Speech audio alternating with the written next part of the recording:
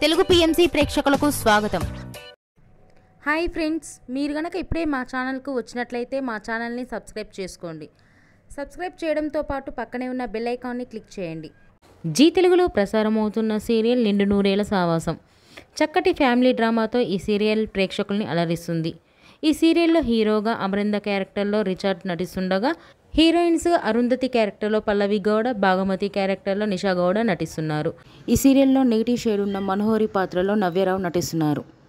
నవ్యరావు తన లేటెస్ట్ ఫొటోస్ని అభిమానులతో పంచుకుంది. ఆ ఫొటోస్ని మనం కూడా చూసేద్దాం.